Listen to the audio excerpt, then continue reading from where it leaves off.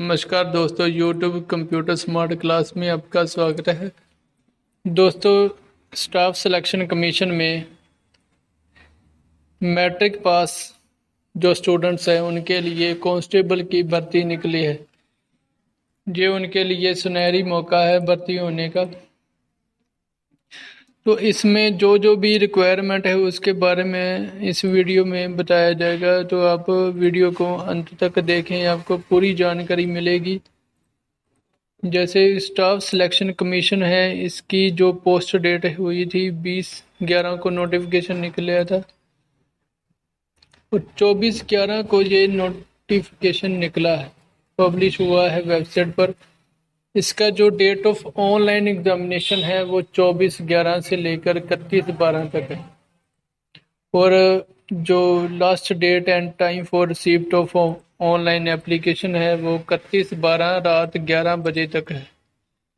और इसकी फ़ीस जो हमने ऑनलाइन पे करनी है उसकी 1 जनवरी रात 11 बजे तक करनी है। पर अगर आपके फार्म में कोई गलती होगी है, मिस्टेक भरने में, तो उसको ठीक करने के लिए 4 जनवरी से लेकर 6 जनवरी रात 11 बजे तक आप उस गलती को ठीक कर सकते हैं। और जो कंप्यूटर बेस एग्ज़ाम होगा वो फरवरी से मार्च 2024 के बीच होगा। तो उसके बाद अगर बात करते हैं इसमें जो पे स्केल कितना होगा, पे स्केल इसका एक लेवल 3 के अंडर होगा। 6 पे कमीशन और 21,700 से लेकर 69,100 इसका पे स्केल होगा। और जो वैकेंसी से कितनी वैकेंसी है ये है, इसमें 26,146 पोस्ट हैं जो कांस्टेबल भर्ती होने हैं। इसमें BSF, CISF, CRPF, SSB, ITBP, AR, SSF ये सभी कांस्टेबल रखे जाने हैं। इसमें एज लिमिट जो मांगी है वो 18 से 23 वर्ष तक है। जो 1 जनवरी 2024 तक जिसकी आयु 18 से 23 वर्ष होगी वही इसको अप्लाई कर सकता है, यानी कि जिसका जन्म 2001 से पहले और 2006 के बाद इन नॉर्मल कोर्स है। इसके बाद जो जिसकी जन्म तारीख बनती है वो भर्ती नहीं हो सकता। SC और ST, इसमें शेड्यूल कास्ट और शेड्यूल ट्राइब की जो रिलैक्सेशन एज लिमिट है वो 5 साल रखी गई है। OBC की 3 साल, एक्स सर्विसमैन की 3 साल और डिपेंडेंट चिल्ड्रन है विक्टिम के 1984 में उनकी 5 इयर्स 5 साल और डिपेंडेंट विक्टिम जो गुजरात कम्युनल राइट में है वो 8 साल और dependent victim 1984 and communal riots उसमें 10 साल। और इसका जो एग्ज़ाम होगा, एग्ज़ाम देख लेते हैं एक बार कितने मार्क्स का होगा और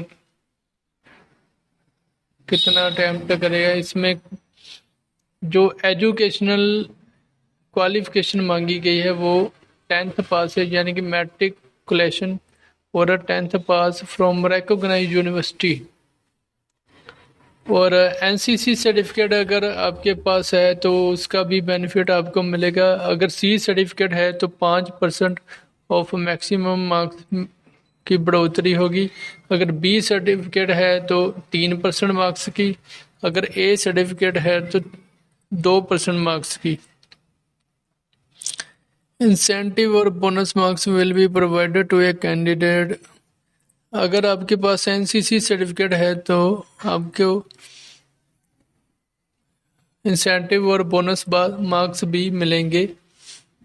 तो इसमें क्वालिफिकेशन कितनी वो मैट्रिक पास होगी, NCC सर्टिफिकेट भी ज़रूरी हो गया और जो सेंटर ऑफ एग्ज़ामिनेशन बनने हैं वो आप नोटिफिकेशन में पढ़ सकते हैं। ये अलग अलग रीजन के हिसाब से हैं, जैसे central region, eastern region, north western region, Kerala region. और स्कीम ऑफ एग्जामिनेशन में है, जैसे पार्ट ए में जनरल इंटेलिजेंस एंड रीजनिंग, इसके 20 मार्क्स लगेंगे और ज़्यादा 20 क्वेश्चन आएंगे और ज़्यादा से ज़्यादा मार्क्स इसके 40 होंगे। और पार्ट बी में general knowledge and general awareness, इसके 20 क्वेश्चन होंगे, इसके भी 40 मार्क्स। और पार्ट सी में एलिमेंट्री मैथमेटिक्स, इसके 20 मार्क्स होंगे और 40 नंबर होंगे। और पार्ट डी में इंग्लिश हिंदी, इसके 20 मार्क्स और 40, यानी कि टोटल और टाइम जो लगेगा वो 60 मिनट्स का होगा। ये टेस्ट 60 मिनट्स का होगा। इसमें टोटल 80 क्वेश्चन आएंगे और 2 मार्क्स ईच क्वेश्चन का होगा। और नेगेटिव मार्किंग इसमें है 0.25 मार्क्स की। ये multiple choice objective type question होंगे। इसमें जो लैंग्वेज होगी वो इंग्लिश, हिंदी और रीजनल लैंग्वेज होगी। और जनरल इंटेलिजेंस और रीजनिंग का जो सिलेबस है वो आप नोटिफिकेशन में पढ़ सकते हैं। अगर आप रिटन टेस्ट में क्वालिफाई कर जाते हैं तो उसके बाद होगा आपका फिजिकल स्टैंडर्ड टेस्ट, यानी कि और physical efficiency test. Physical standard test में और फिजिकल एफिशिएंसी टेस्ट होगा। फिजिकल एफिशिएंसी टेस्ट में रेस होगी 5 किलोमीटर की 24 मिनट में। और अगर फीमेल कैंडिडेट है तो उसकी 1.6 किलोमीटर यानी कि 1.5 किलोमीटर 8 मिनट में, 8.5 मिनट में होगी। और रेस मेल की 1.5 किलोमीटर 7 मिनट में और 800 मीटर 5 मिनट में। अगर लद्दाख रीजन में रहते हैं तो उनके लिए ये क्वालिफिकेशन है फिजिकल एफिशिएंसी टेस्ट की। उसके बाद आता है हाइट कितनी, यानी कि physical standard test. Height male candidate की 170 सेंटीमीटर और फीमेल कैंडिडेट की 157 सेंटीमीटर, यानी कि जो SC ST की होगी वो 162 सेंटीमीटर होगी और फीमेल की 150 सेंटीमीटर। और चेस्ट में अनएक्सपैंड 80 सेंटीमीटर और मैक्सिमम एक्सपेंशन होगा 5 सेंटीमीटर का, यानी कि जो शेड्यूल ट्राइब में है वो अनएक्सपैंड 76 और मिनिमम एक्सपेंशन होगा 5 सेंटीमीटर का। और गढ़वाली, कश्मीर, जम्मू कश्मीर, लद्दाख, हिमाचल प्रदेश, यानी कि हिल एरिया वाले डोगरास, मराठास, उनके लिए अनएक्सपैंड होगा 78 सेंटीमीटर और मिनिमम एक्सपेंशन होगा 5 सेंटीमीटर का। वेट होगा proportion to height and age age पर मेडिकल स्टैंडर्ड। तो अगर आप सभी क्वालिफिकेशन और एलिजिबिलिटी क्राइटेरिया अगर आप मैच करते हैं और क्वालिफाई कर जाते हैं रिटन टेस्ट, तो आप कांस्टेबल के लिए अप्लाई कर सकते हैं।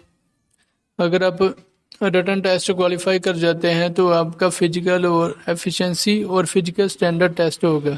अगर वो भी क्वालिफाई कर जाते हैं तो आप कांस्टेबल बन जाएंगे। तो आपको सेंट्रल गवर्नमेंट की तरफ से अपॉइंटमेंट लेटर आएगा और कांस्टेबल जहां भी भर्ती होंगे वहां की अपॉइंटमेंट लेटर आपको भेज दी जाएगी। उसके बाद होगा मेडिकल एग्जामिनेशन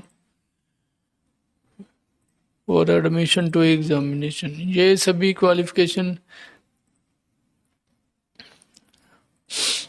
पूरी करने के लिए होंगी। तो दोस्तों ये सभी हो गए क्वालिफ़िकेशन और एलिजिबिलिटी क्राइटेरिया। इसके बाद दोस्तों जो फॉर्म फिल करना है उसके लिए क्या क्या डॉक्यूमेंट लगेंगे वो है जैसे Aadhaar card, voter card, driving licence, PAN card, passport size ID card, employer ID, मतलब कि इनमें से कोई भी एक डॉक्यूमेंट जो लग सकता है आपका आईडी कार्ड। और फॉर्म जो आप फिल करना है वो कैसे करना है उसके बारे में मैं बताता हूँ आपको। जैसे ये वेबसाइट है, वहाँ पर जाओगे तो ये आपके सामने फॉर्म ओपन हो जाएगा। इसमें बेसिक डिटेल में पूछा जाएगा आधार नंबर। अगर आपके पास आधार नंबर है तो यस कर देना, आधार नंबर आ जाएगा। फिर टाइप ऑफ आईडी आएगा, driving licence, employer ID, PAN card, passport, इनमें से कोई एक आईडी भर सकते हैं। उसके बाद यहाँ पर नाम भरना, फिर वेरीफाई नेम, और अगर आपने नाम चेंज किया तो यस करना, नहीं किया तो नो कर देना। उसके बाद आएगा father name, verify father name, mother name, verify mother name, date of birth, verify date of birth, medical standard वाली जो बोर्ड है एजुकेशन बोर्ड, वेरीफाई बोर्ड, फिर रोल नंबर आ जाएगा, verify roll number, year of passing, verify year of passing, gender male, और level of examination. उसके बाद आएगा mobile number, verify mobile number, email ID, verify email ID और state. ये save करके आप उसके बाद आएगा आपने किस पोस्ट के लिए अप्लाई करना है वो आ जाएगा। उसके बाद आ जाएगा फ़ोटो और सिग्नेचर अपलोड कर देना। उसके बाद पेमेंट कर देनी है और आपका फॉर्म फिल हो जाएगा। फ़ोटो जो आप अपलोड करोगे उसके नीचे प्रिंट डेट लिख देना, नहीं तो ऑब्जेक्शन लग सकता है। तो ये थी दोस्तों एसएससी कांस्टेबल जीडी के फॉर्म भरने और फॉर्म की क्वालिफ़िकेशन की जानकारी, और कैसे फॉर्म भरना है पूरी कंप्लीट जानकारी, और क्या क्या स्टेप होंगे, क्या क्या क्वालिफ़िकेशन है, लास्ट डेट कौन सी है, ये सभी जानकारी इस वीडियो में बता दी गई है। आप वीडियो को पूरी ध्यान से देखना। अगर आप चैनल पर नए हैं तो चैनल को सब्सक्राइब कर लेना, और अगर वीडियो अच्छी लगे तो लाइक कर देना। और अगर किसी को एसएससी कांस्टेबल जीडी की इन्फॉर्मेशन चाहिए तो ये वीडियो शेयर कर देना। धन्यवाद दोस्तों।